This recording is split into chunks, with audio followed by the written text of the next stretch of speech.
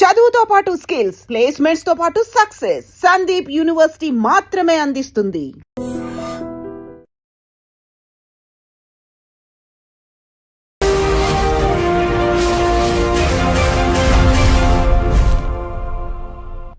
నమస్తే, welcome to I dream social spotlight with Kavitha. America అధ్యక్షుడు అయిన ట్రంప్ వచ్చిన తర్వాత భారతీయ విద్యార్థులకి కష్టాలు పెరిగాయా? రోజుకొక ఆంక్షతో వాళ్ళు తిరిగి రాక తప్పని పరిస్థితి ఏర్పడిందా? యాక్చువల్గా భారతీయ విద్యార్థులు అక్కడ ఎదుర్కొంటున్నటువంటి కష్టాలేంటి? అక్కడ న్యాయ సహాయం ఎలా పొందొచ్చు?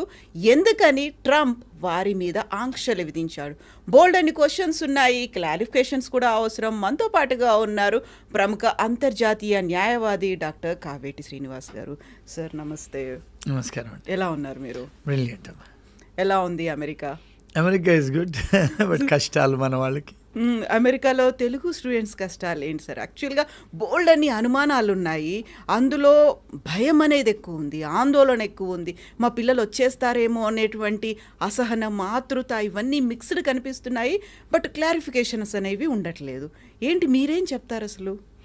ఫస్ట్ ఆఫ్ ఆల్ అమ్మ, మన స్టూడెంట్స్ ఎవరైతే అమెరికాలో ఉన్నారో, ఇది మీ వ్యూవర్స్కి తెలవాల్సింది ఏంటంటే, స్టూడెంట్స్ అక్కడే F1కు చదువుకోవడానికి వస్తారు.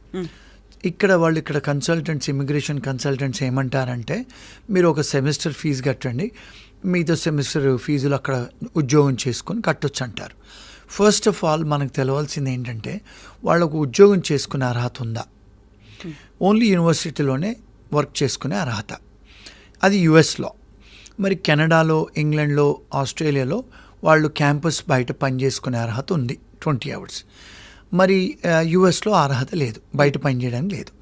ఈ స్టూడెంట్స్ అంతా కూడా ఒక సెమిస్టర్ ఫీజు కట్టుకొని మిగతా సెమిస్టర్ల కోసం బయట ఏదో కష్టాలు పడి ఉద్యోగాలు చేసుకొని ఫీజులు కడతారు. ఇది ఒక ఇష్యూ మనకు తెలుసుకోవాల్సింది. మరి ఎప్పుడైతే బయట పని చేస్తుంటారో మరి కొన్ని నేరాలు జరుగుతూ ఉంటాయి. ఫర్ ఎగ్జాంపుల్, మన స్టూడెంట్స్ చాలామంది గ్రాసరీ షాపులు, అంటే ఏంటంటే కిరాణా షాపులు, జనరల్ స్టోర్లలో పనిచేస్తారు కౌంటర్లో. అందులో మరి సిగరెట్లు కూడా అమ్మాలి, సిగరెట్లు కూడా ఉంటాయి కదా. మరి ఇవన్నీ మన పేరెంట్స్కు తెలియదు. మరి ఆ సిగరెట్ అమ్మేటప్పుడు మైనర్కి అమ్మకూడదు. అంటే ఎవరన్నా వచ్చి సిగరెట్ కావాలంటే వాళ్ళ ఐడి చూసి అమ్మాలి. ఆ సిగరెట్తో పాటు బియర్లు అవి కూడా ఉంటాయి కిరాణా షాపులలోనే. సో వాళ్ళకు బియర్లు అమ్మేటప్పుడు కూడా వాళ్ళ ఐడి చూసుకొని జాగ్రత్తగా అమ్మాలి. ఫస్ట్ ఆఫ్ ఆల్ మన స్టూడెంట్స్కి ఆ గ్రాసరీ షాపులు, కిరాణా షాపులు, జనరల్ స్టోర్లలో పనిచేసే అర్హత లేదు. ఎందుకు? మీరు ఓన్లీ క్యాంపస్లో చదువుకోవాలి. కానీ ఇవన్నీ క్యాష్కు పనిచేస్తారు, అది నేరం, అదొక నేరం, అంటే ఇమిగ్రేషన్ నేరం. రెండోది, మీరు అక్కడ ఎవరికైతే మైనర్స్కు సిగరెట్లో లేకపోతే లిక్కర్ అమ్ముతారు కదా, అది రెండో నేరం. మూడోది, ఈ నల్లవాళ్ళు వాళ్ళు వచ్చేసి తుపాకులు పెడతారు, మాకు డబ్బులు ఇవ్వండి, లేకపోతే లిక్కర్ ఇవ్వండి, సిగరెట్ ఇవ్వండి, సామాన్లు ఇవ్వమని. సో వాళ్ళు వచ్చి గన్నులు పెడితే వీళ్ళు ఏం చేస్తారు, అంటే కొన్నిసార్లు వాళ్ళు అటాక్ కూడా చేస్తారు. అటాక్ చేసిన తర్వాత మాకు గ్రీన్ కార్డు కావాలి, యూవీసాల అప్లికేషన్ పెడతామని వస్తారు. ఫస్ట్ ఆఫ్ ఆల్ మీరు స్టూడెంట్గా వచ్చి బయట పనిచేసే అర్హతనే లేదు. మరి మీరు వయలేషన్ ఆఫ్ ఇమిగ్రేషన్లో. దాని తర్వాత ఇలాంటి అవకతవకలు జరిగితే మీకు వీసాలు వస్తాయా? రావు. సో ఇవన్నీ కూడా ఈ స్టూడెంట్స్కు కొన్ని తెలిసి కొన్ని తెలియక చేస్తారు. సో మన పేరెంట్స్కి కూడా తెలీదు, మా అబ్బాయి ఉద్యోగం చేస్తున్నాడు, మా అమ్మాయి చేస్తుంది అని. ఫస్ట్ ఆఫ్ ఆల్ మనం అడిగి తెలుసుకోవాల్సింది ఏంటంటే, మీరు క్యాంపస్లో చేస్తున్నారా, బయట చేస్తున్నారా? బయట చేస్తే వాళ్ళు క్యాష్ ఇస్తారు, ఇవన్నీ నేరపూరితాలే. సో అలాంటప్పుడు ఎప్పుడైనా పట్టుబడితే వీళ్ళ వీసాలు రద్దు అవుతాయి. ఇప్పుడు ఫర్ ఎగ్జాంపుల్, ఎవరికైనా మీరు సిగరెట్ అమ్మారు, మీరు లిక్కర్ అమ్మారు, పోలీస్ వాళ్ళు పట్టుకుంటారు. మిమ్మల్ని పట్టుకుంటే పోలీస్ స్టేషన్ తీసుకెళ్తారు. తీసుకెళ్ళినప్పుడు మిమ్మల్ని ఫోటో తీసుకుంటారు, మీ ఫింగర్ ప్రింట్స్ తీసుకుంటారు. ఆ ఫోటో తీసుకొని ఫింగర్ ప్రింట్స్ తీసుకున్నప్పుడు మీరు నేరం చేశారు కనుక మీకు ఇమ్మీడియట్గా అక్కడ 28 ఏజెన్సీస్కు తెలుస్తుంది క్లౌడ్లో. అంటే ఒకసారి మన ఫింగర్ ప్రింట్ ఇచ్చామంటే ఇక్కడెక్కడైతే మీరు వీసా తీసుకుంటారో ఇండియాలో ఆ ఎంబసీకి తెలుస్తుంది, యుఎస్సిఏస్ వాళ్ళకి తెలుస్తుంది, బార్డర్ సెక్యూరిటీ వాళ్ళకి తెలుస్తుంది. ఇప్పుడు మనం ఎయిర్పోర్ట్లో ఇక్కడ కూడా ఇమిగ్రేషన్ ఆఫీసర్లు కూర్చుంటారు కదా ఇండియాలో కూడా, అక్కడ కూడా అలాగే కూర్చుంటారు. వాళ్ళందరికీ 28 ఏజెన్సీస్ తెలిసిపోతే వాళ్ళు ఏం చేస్తున్నారు, ఇండియన్ ఇక్కడ యుఎస్ ఎంబసీ వాళ్ళు మీరు అక్కడ పట్టుబడ్డారు కదా, వీసా క్యాన్సిల్ చేస్తున్నారు. ఇంకొక విషయం మన స్టూడెంట్స్ ఇక్కడే ఇబ్బందులు ఎక్కడ జరుగుతున్నాయంటే ఇండియాలో కార్లలో మోటార్ సైకిళ్ళల్లో లైసెన్సులు లేకుండా కార్ నడిపేస్తారు. ఇక్కడ మోటార్ సైకిల్ నడుపుతారు, తాగి నడిపిస్తారు. ఎవడన్నా ఆపితే పోలీసు వాడిని బెదిరియటమో లేకపోతే డబ్బులు ఇవ్వటం ఏదో చేస్తారు ఇక్కడ. అదేవిధంగా అక్కడ చేస్తారు వాళ్ళు తాగి నడపటం. అమెరికాలో తాగి నడిపిస్తే చాలా సీరియస్ అఫెన్స్ అన్నది. అఫెన్స్ అయినప్పుడు వాళ్ళు ఏం చేస్తారు, పోలీసు వాళ్ళు మిమ్మల్ని అరెస్ట్ చేస్తారు. అరెస్ట్ చేస్తే ఏమవుతుంది, మీ వీసా రద్దు అవుద్ది. రెండోది మీకు రేపు H1 రాదు. మూడోది రేపు మీకు ఉద్యోగాలు వెళ్ళినప్పుడు మీ ఫింగర్ ప్రింట్ తీసుకొని మీ క్రిమినల్ బ్యాక్గ్రౌండ్ హిస్టరీ తీసుకుంటారు. తీసుకున్నప్పుడు ఉద్యోగాలు కూడా రావు. మీకు ఎవరైనా పెళ్లి చేసుకుంటే గ్రీన్ కార్డ్స్ కూడా రావు. ఎంత ఇబ్బందులు జరుగుతాయి చూడండి. ఇవన్నీ జరుగుతున్నాయి స్టూడెంట్స్కి. అంటే ఎవరు జాగ్రత్తగా ఉండాలి, బయర్ బీ అవేర్. మనం అవేర్నెస్తో ఉండాలి. I don't know the law is not a defence. నాకు లా తెలీదు అనేది డిఫెన్స్ కాదు. So you have to know the law of the land. ఇవన్నీ కూడా ఇబ్బందులు జరుగుతున్నాయి. సో ఏం చేశాడు ఈ మధ్యకాలంలో ట్రంప్, ఇలాంటి ఎవరైతే అరెస్ట్ అవుతారో అమెరికాలో చిన్న చిత్క, అంటే మీరు స్పీడింగ్ చేస్తున్నప్పుడు కార్ పట్టుకున్నా కూడా, మీకు డ్రైవర్ లైసెన్స్ లేకున్నా పట్టుకున్నా, మీకు కార్ ఇన్సూరెన్స్ లేకుండా నడిపితే కూడా అఫెన్స్ అక్కడ. ఇప్పుడు మన దగ్గర ఇక్కడ ఇన్సూరెన్స్ పాలసీస్ రెన్యువల్ చేసుకోకుండా నడిపిస్తారు. పోలీసు వాళ్ళు పట్టుకున్నా ఏదో ఇన్ఫ్లుయెన్స్ చేస్తారు, అది చేస్తారు, వెళ్ళిపోతాం. అమెరికాలో మీరు కారుకు ఇన్సూరెన్స్ లేకుండా నడపటం నేరం. సో కారు మీకు మీకు ఏం చేస్తారు, కొన్నిసార్లు మాకు ఇండియా డ్రైవింగ్ లైసెన్స్ ఉంది, మాకు ఇంటర్నేషనల్ లైసెన్స్ ఉంది, మేము నడుపుతామంటారు. అది నడిపినా కూడా నేరమే. మరి నేరం అయితే మీకు వీసాలు రద్దు అవుతాయి. సో ఇలాంటి వీసాలు ఎవరైతే రద్దు అయినాయో లేకపోతే ఎవరైతే అరెస్ట్ అయ్యారో, ట్రంప్ గారు వచ్చిన తర్వాత ఏం చేశారు, ఎవరైతే అరెస్ట్ అయ్యారో వాళ్ళ వీసాలన్నీ క్యాన్సిల్ చేయండి అని, రివోకేషన్ చేయండి అని ఒక ఎగ్జిక్యూటివ్ ఆర్డర్తో వచ్చాడు. సో ఇప్పుడు ఇక్కడ అన్ఫార్చునేట్ థింగ్ ఏంటంటే అందులో 80% ఆఫ్ అమెరికాలో ఇంటర్నేషనల్ స్టూడెంట్స్ అంతా ఇండియన్సే. అందులో మన తెలుగు వాళ్ళు majority. So because 80% of Indian students are Telugu people and south Indian people, వీళ్ళ వీసాలన్నీ రద్దయ్యాయి. అంటే ఒక ఇండియన్స్వే రద్దయ్యాయా? కాదు, చైనా వాళ్ళే రద్దయ్యాయి, కొరియన్స్ వాళ్ళే రద్దయ్యాయి, అందరి అయ్యాయి, జపనీస్. అది చాలా మైనర్ పర్సంటేజ్, కానీ ఎక్కువ పర్సంటేజ్ మన ఇండియన్స్వే. ఇదొక aspect స్టూడెంట్స్వి.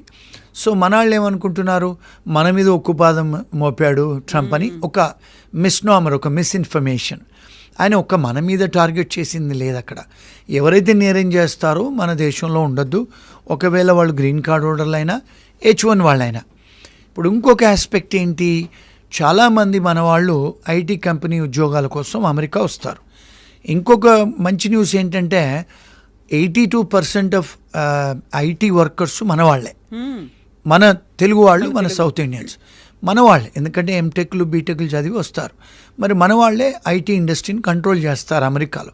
Even IT consulting companies ఉద్యోగస్తులు కూడా, ఇప్పుడు వైస్ ప్రెసిడెంట్స్ కూడా మన వాళ్ళే ఉన్నారు, తెలుగు వాళ్ళు. వీళ్ళు H1Bలో ఉన్నప్పుడు వీళ్ళు తాగి నడిపిస్తారు కొన్నిసార్లు కారు. నడిపినప్పుడు అరెస్ట్ అవుతే వాళ్ళ H1B క్యాన్సిల్ అవుద్ది. రెండో ఒక పెద్ద ప్రాబ్లం ఏంటంటే భార్య బిడ్డలను తీసుకొస్తారు. మరి ఇండియాలో పెళ్ళాన్ని కొడితే ఆ పెళ్ళాం పోయి పోలీస్ స్టేషన్ చెప్పదు. అక్కడ పెళ్ళాన్ని కొడితే పెళ్ళాం పోలీస్ స్టేషన్ ఫోన్ చేసినా, ఇంటి పక్క వాడు ఫోన్ చేసినా, లేకపోతే బిడ్డలను కొట్టినా బిడ్డలు పోయి స్కూల్లో చెప్పినా పోలీసు వాళ్ళకు ఫోన్ చేస్తారు. వాళ్ళు చేస్తే భర్తను అరెస్ట్ చేస్తారు. అరెస్ట్ చేస్తే మీ మీద నేరం ఉంది కనుక దీన్ని మారల్ టర్పిట్యూడ్ అఫెన్సెస్ అంటారు. మీ వీసా క్యాన్సిల్ అవుద్ది, H1B వీసా, మీరు జైలుకు పోతారు. ఏమవుద్ది, H1B వీసా పోతే వైఫ్ H4 పోద్ది, పిల్లలు H4 పోద్ది. మరి భార్య బిడ్డలను చూడటానికి కూడా ఆస్కారాలు ఉండవు. వాళ్ళు రిస్ట్రైనింగ్ ఆర్డర్ ఇస్తారు జడ్జెస్. ఇవి అందరూ ఏమనుకుంటారంటే మన వాళ్ళ మీదే చేశారని. కానీ మనం ఎందుకు చెయ్యాలి మరి నేరాలు? ఇవన్నీ ఇలాంటి పనులు చేస్తారు H1B వర్కర్స్. ఇంకొక విషయం ఏంటంటే ఈ మధ్యకాలంలో, అంటే తన అంతకుముందు కూడా లా ఉంది, ఎవరైతే గ్రీన్ కార్డ్ హోల్డర్లు లేకపోతే స్టూడెంట్స్ లేకపోతే H1B వర్కర్స్ ఎవరైనా షాపులలో దొంగతనాలు చేస్తే, షాప్ లిఫ్టింగ్, దాన్ని మారల్ టర్పిట్యూడ్ అఫెన్సెస్ అంటారు. అంటే లార్సని, దొంగతనం చేయకూడదు. అంటే మీకు తెలుసు అది మీ వస్తువు కాదని, మీరు దొంగతనాలు చేస్తున్నారు. మరి దొంగతనం చేస్తే కూడా వాళ్ళు అరెస్ట్ చేస్తారు, ఫింగర్ ప్రింట్స్ తీసుకుంటారు. H1B వర్కర్ అయినా, గ్రీన్ కార్డ్ హోల్డర్ అయినా, లేకపోతే స్టూడెంట్ వీసా అయినా, లేకపోతే విజిటర్ వీసా అయినా మీ వీసాలు రద్దు చేస్తారు, మిమ్మల్ని ఇంటికి పంపిస్తారు. సో మరి ఇది ఎవరు తప్పండి? మన తప్పు. మనమేమో మీ మీడియా వాళ్ళు లేకపోతే అందరూ పేరెంట్స్ అన్ని ఇండియన్ గ్రూప్స్ అంతా ఏదో ఇండియన్స్ మీద ఉక్కుపాదం మోపాడని అనుకుంటాం. కానీ ఇవన్నీ లాస్ ఆల్రెడీ ఉన్నాయి, కానీ ఎన్ఫోర్స్మెంట్ చేస్తున్నాడు ఆయన. అంటే ఇప్పుడు చాలామంది లక్షల వేల మందిని ఎవరైతే క్రిమినల్ కేసులు hard core criminals south America అటు ఉన్న వాళ్ళందరినీ పంపించేశారు కదా, గౌతమాల వీళ్ళందరినీ. మరి లక్షల వేల మందిని పంపించేశాడు. ఇప్పుడు మన వాళ్ళని కూడా పంపిస్తున్నాడు. ఇప్పుడు ఇంకొక ఇష్యూ ఏంటంటే, మన వాళ్ళకి చాలా విషయం తెలియదు. ఏంటంటే తెలుగు వాళ్ళు కూడా బార్డర్ క్రాస్ చేసి వచ్చారు గతంలో కెనడా నుంచి. చాలామంది లక్షల మంది ఇండియన్ స్టూడెంట్స్ కెనడాకు స్టూడెంట్ వీసాలు తీసుకొని మరి చదువుకోవడానికి వెళ్ళినవారు చదువుకోవాలి కదా, రోడ్డు మీద బార్డర్ క్రాస్ చేసి అమెరికాకు వస్తున్నారు. వస్తే వాళ్ళు కూడా పట్టుబడితే వాళ్ళని కూడా డిపోర్ట్ చేస్తున్నాడు. అంతకుముందు బైడెన్ ఉన్నప్పుడు వీళ్ళందరూ లోపలికి వచ్చారు, ఇప్పుడు ఎవరు వచ్చినా అరెస్ట్ చేసి పంపిస్తున్నారు. ఇప్పుడు ఇంకొక పెద్ద స్కామ్ ఏంటి మన ఇండియన్ దాంట్లో అంటే, వచ్చేసి పొలిటికల్ అసైలం ఫైల్ చేస్తున్నారు. ఎవరు? స్టూడెంట్సే కానీ, H1B కానీ, విజిటర్స్ కానీ. మరి మన దేశంలో ఏదైనా ఇప్పుడు మనం పొలిటికల్ అసైలం ఫైల్ చేసుకోవచ్చా? ఇప్పుడు కశ్మీర్లో అంటే ఇప్పుడు ఆ పాకిస్తాన్ వాళ్ళు చేయటం వల్ల అయింది, కానీ పీస్ఫుల్ కంట్రీ కదా. ఇప్పుడు తెలంగాణలో ఆంధ్రాలో ఏమైనా ప్రాబ్లమ్స్ ఉన్నాయా? మరి అంతకుముందు అంటే పంజాబ్లో ఉండే ప్రాబ్లమ్స్ ఉండేవి, కొన్ని స్టేట్స్లలో ప్రాబ్లమ్స్ ఉన్నాయి, వాళ్లకు ఇక్కడ పొలిటికల్ ప్రాబ్లమ్స్ ఉన్నాయి కనుక అప్లికేషన్ పెట్టారు. మరి ఇండియాలో ఇప్పుడు ప్రాబ్లమ్స్ ఏం లేవు కదా. అంటే మన దగ్గర అంటే సివిల్ రైట్స్ వయలేషన్స్ లేవు. ఇప్పుడు కొన్ని ఆర్గనైజేషన్స్, ఫర్ ఎగ్జాంపుల్ తమిళ్ వాళ్ళు ఉన్నారు శ్రీలంకలో. అప్పుడు తమిళ్ టైగర్స్ ఉన్నప్పుడు వాళ్ళకి ఇబ్బందులు జరిగాయి. సో మన ఇండియా కూడా మనం అసైలం ఇచ్చాము. ఇప్పుడు రోహింగాస్ వచ్చారు మన బంగ్లాదేశ్ నుంచి, మనం ఇచ్చాము పొలిటికల్ అసైలము. అట్లా కొన్ని కంట్రీస్ డిస్టర్బ్ కంట్రీస్ ఉన్నాయి. ఇప్పుడు ఫర్ ఎగ్జాంపుల్ పాలస్తీన్ వాళ్ళు ఉన్నారు, ఇజ్రాయెల్ వారు ఉన్నారు, యుక్రెయిన్ వాళ్ళు ఉన్నారు. కొన్ని దేశాలలో యుద్ధాలు జరుగుతున్నాయి, అక్కడ వాళ్ళు ఏమైనా పొలిటికల్ అసైలం పెట్టుకుంటే ఓకే ఇచ్చారు. గతంలో ఇండియా నుంచి కూడా వచ్చిన ఇప్పుడు సేమ్ సెక్స్ వర్కర్స్ వాళ్ళకు కూడా మేము ఇప్పించాము అమెరికాలో. ఇప్పుడు అది కూడా లీగలైజ్ అయింది కదా ఇండియాలో. మరి ఇక్కడ మన తెలుగు వాళ్ళు స్టూడెంట్సే కానీ, H1B వాళ్ళే కానీ విజిటర్స్ వచ్చి బార్డర్ క్రాస్ చేసి వచ్చి పొలిటికల్ అసైలం అప్లికేషన్ పెడుతున్నారు. మరి అది ఫేక్ కదండి. ఇలాంటివన్నీ చేస్తారు, వాళ్ళని అరెస్ట్ చేసి డిపోర్ట్ చేస్తే మన మీద ఉక్కుపాదం అంటారు. ఇవంతా మిస్ఇన్ఫర్మేషన్ అండి. ఇవన్నీ లాఫుల్గా ఇంతకుముందు కూడా ఉండేది అమెరికాలో, కాకపోతే ఎన్ఫోర్స్మెంట్ జరుగుతుంది ఇప్పుడు. సో ఈ స్టూడెంట్స్ అందరినీ ఈ మధ్యకాలంలో ఒక 4-5 వేల స్టూడెంట్స్ వీసాలన్నీ రద్దయ్యాయి. రద్దయితే ఏమైంది, వీళ్ళందరూ ఏం చేశారు, యూనివర్సిటీ వాళ్ళందరూ అంటే కలిసి ఏం చేశారు, ట్రంప్ గారి మీద అడ్మినిస్ట్రేషన్ మీద కేసు వేశారు. వేస్తే ప్రొఫెసర్లు కూడా యుఎస్లో అమెరికన్ ప్రొఫెసర్స్ అసోసియేషన్ అంతా కూడా కేసులు వేశారు. కేసులు ఏమైనా వేశారు, మీరు ఒక నోటీస్ హియరింగ్ ఇవ్వలేదు స్టూడెంట్స్కి, మీరు యూనిలాటరలీ అంటే మీ ఇష్టానుసారంగా ఆర్బిటరల్లీ కెప్రేషియస్లీ మీరు నోటీసును హియరింగ్ ఇవ్వలేదు. అంటే procedural due process, substantive due process అని అమెరికన్ కాన్స్టిట్యూషన్లో అంటారు. ఇండియాలో మనకు సింపుల్గా అర్థం చేసుకోవాలంటే ప్రిన్సిపల్స్ ఆఫ్ న్యాచురల్ జస్టిస్. మనకు నోటీస్ ఇవ్వాలి కదండి, మీరు మీ వీసా రద్దు చేస్తామని. ఏమీ చేయకుండా ఒక రాత్రి పొద్దున వచ్చే వరకు అందరి వీసాలు రద్దు చేశాడు. ప్రొసీజర్స్ ఫాలో కాకుండా చేస్తే వీళ్ళు స్టూడెంట్స్ కూడా ఫైల్ చేశారు, ప్రొఫెసర్లు ఫైల్ చేశారు, యూనివర్సిటీ వాళ్ళు ఫైల్ చేశారు. ఎందుకంటే మెజారిటీ ఆఫ్ స్టూడెంట్స్ అంతా కూడా ఇంటర్నేషనల్ స్టూడెంట్స్ ఇండియా నుంచి వచ్చిన వాళ్ళే ఉన్నారు. సో మరి వ్యాపారం తగ్గిపోద్ది కదా యూనివర్సిటీస్కి. అందుకని వాళ్ళు కేసులు వేస్తే అందరూ హైకోర్టు సుప్రీంకోర్టు జడ్జెస్, అంటే ఇక్కడ ఇండియాలో హైకోర్టు సుప్రీంకోర్టు అంటారు, అక్కడ అమెరికాలో హైకోర్టు సుప్రీంకోర్టు అనరు, ఫెడరల్ కోర్ట్స్ అంటారు అక్కడ. అంటే మన ఇండియాలో కూడా ఇంగ్లీష్ వాళ్ళు ఉన్నప్పుడు హైకోర్టు సుప్రీంకోర్టుని ఫెడరల్ సిస్టమ్ అనేవాళ్ళు. ఆ ఫెడరల్ జడ్జెస్ ఇంజంక్షన్స్ ఇచ్చారు, మీరు ఇలా చేయడానికి వీల్లేదు అని ఇంజంక్షన్స్ ఇస్తే మళ్ళీ మీరు వీసాలు తిరిగి ఇచ్చేయాలని చెప్పి ఆర్డర్స్ ఇస్తే మళ్ళీ చాలామందికి ఇప్పుడు ఏం చేశారు, ఓవర్ నైట్ ట్రంప్ గారు అందరికి వీసాలు ఇచ్చేయండి అన్నాడు. మళ్ళీ ఎవరైతే వీసాలు పోయినాయో మళ్ళీ ఓవర్ నైట్ అందరికి వీసాలు వచ్చేసాయి. సో ఈ మధ్య కాలంలో ఏమైంది, ఈ 15 రోజులు 1 monthలో కొంతమంది భయపడి వెనక్కి వచ్చేసారు, ఇండియాకు వచ్చారు. మరి ఇండియాకు వచ్చారు, మళ్ళీ వాళ్ళ వీసాలు వచ్చాయి. మరి వాడి పరిస్థితి ఏంటి, అది పెద్ద డిబేట్ ఇప్పుడు. మరి మళ్ళీ వెనక్కి రావచ్చా? Answer is yes. మళ్ళీ వాళ్ళు ఎంబసీకి వెళ్ళి మళ్ళా వీసాలు తీసుకొని వెనక్కి రావచ్చు, ఎందుకంటే మరి వాళ్ళ వీసా వచ్చేసింది కదా. అదొకటి. రెండోది ఏంటంటే, ఎవరికైతే ఈ మధ్యకాలంలో చాలామంది ఏమవుతున్నాయంటే స్టూడెంట్లు, ఇది మన పేరెంట్స్ తెలుసుకోవాల్సిన విషయం. వాళ్ళ పేరెంట్స్ కూడా చెప్పరు. ఈ స్టూడెంట్స్ ఆడపిల్లలు మగపిల్లలు 2 ఇష్యూస్ ఉన్నాయి ఇక్కడ. ఒకటేమో క్లిప్టోమీనియా, కొంతమంది దొంగతనం చేయటం ఒక సైకలాజికల్ డిజార్డర్. రెండోది ఏంటి, ఈ స్టూడెంట్స్ సీనియర్ అమ్మాయిలతోని సీనియర్ స్టూడెంట్స్తో పోతారు, ఈ జూనియర్ అమ్మాయిలు జూనియర్ అబ్బాయిలు వెనకాల పోతారు.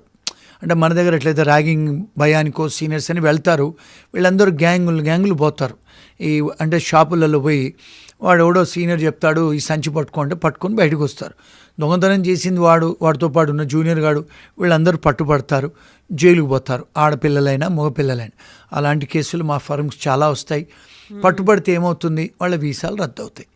అది మారల్ టర్పిట్యూడ్ అఫెన్సెస్ దొంగతనం చేస్తే. సో అలాంటివి జరిగినప్పుడు కూడా జాగ్రత్తగా ఉండాలి.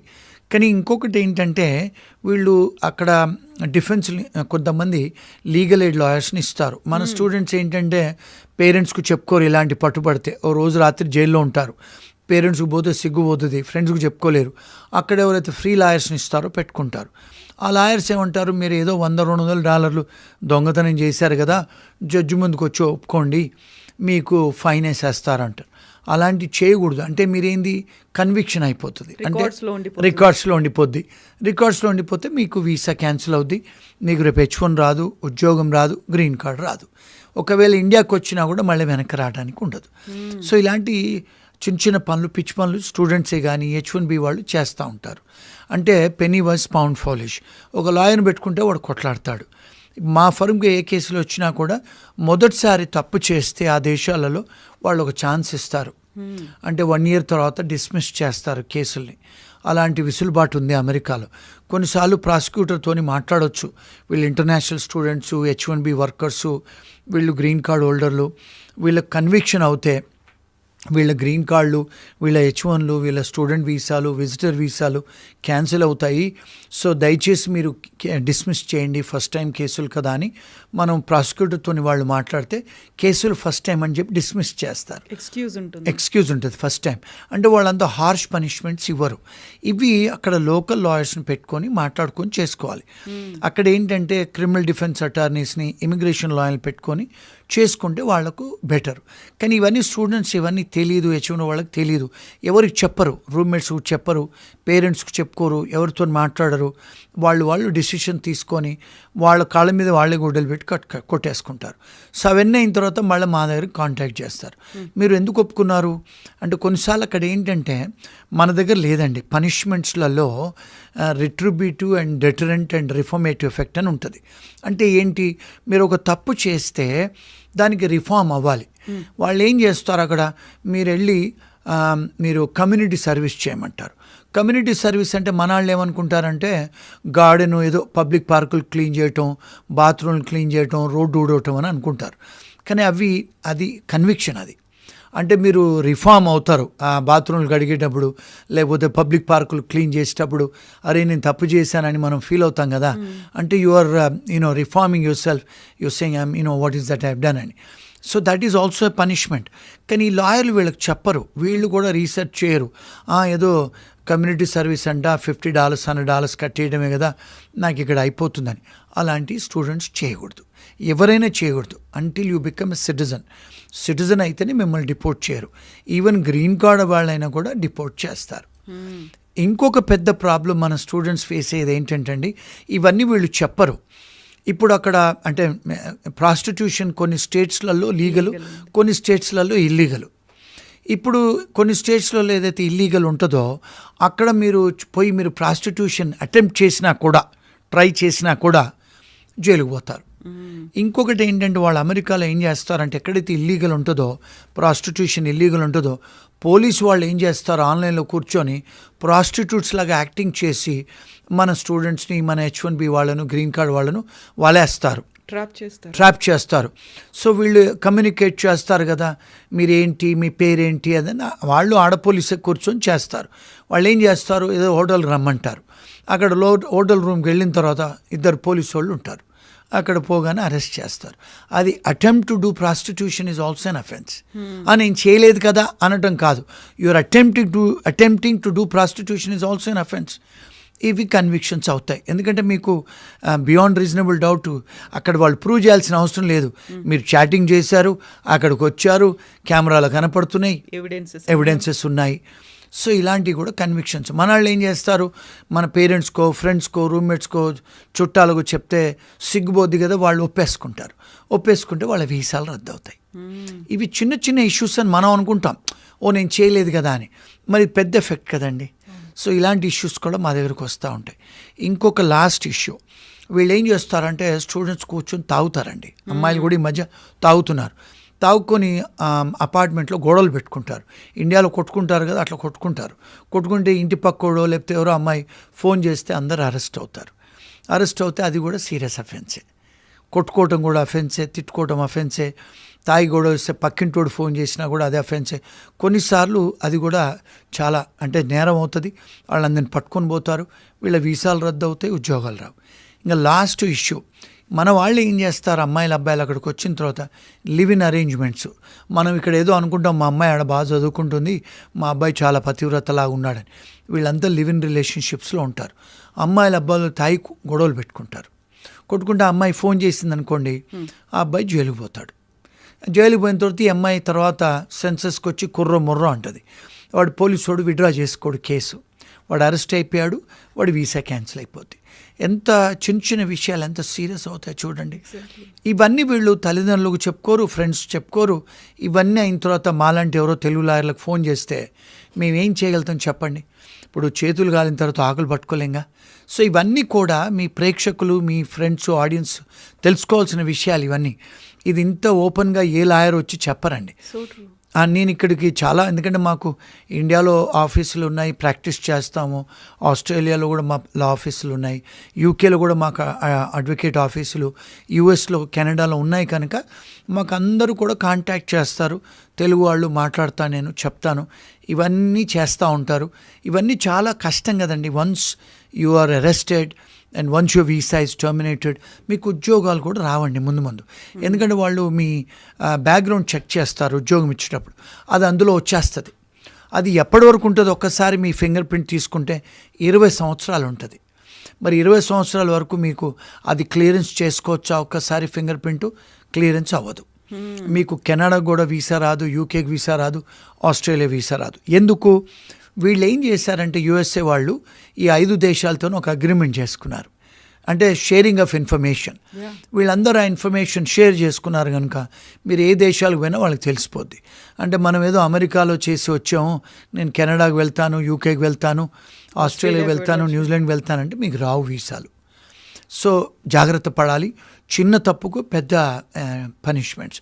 ఇవన్నీ కూడా పేరెంట్స్ తెలుసుకోవాలి, వెళ్ళే స్టూడెంట్స్ తెలుసుకోవాలి, వెళ్ళిన స్టూడెంట్స్ తెలుసుకోవాలి, H1B వాళ్ళు కూడా తెలుసుకోవాలి, గ్రీన్ కార్డ్ వాళ్ళు కూడా తెలుసుకోవాలి.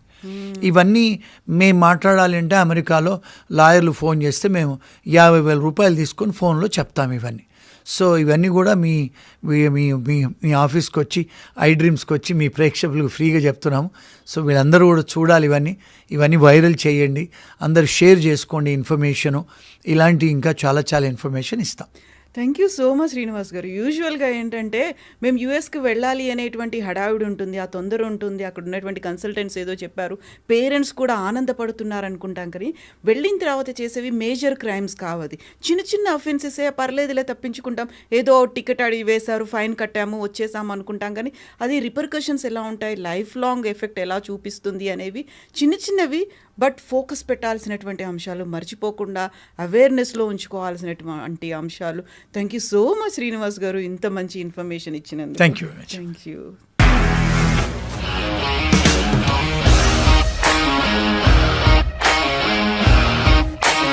ఇండస్ట్రీలో కమిట్మెంట్ ఇష్యూస్ వస్తే నీకు కూడా వచ్చినట్టు? మార్నింగ్ తీసుకెళ్ళాలంటే కొట్టి పడేసారు.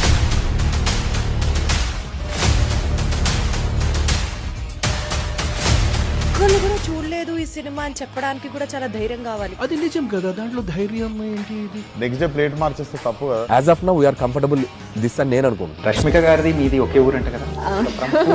నీకు కోపం వచ్చిందంటే బాగా తిట్టేత్తరా? తిట్టేద్దామండి.